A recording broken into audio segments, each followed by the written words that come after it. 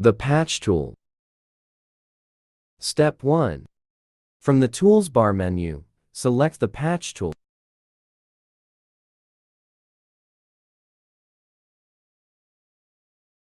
Step 2.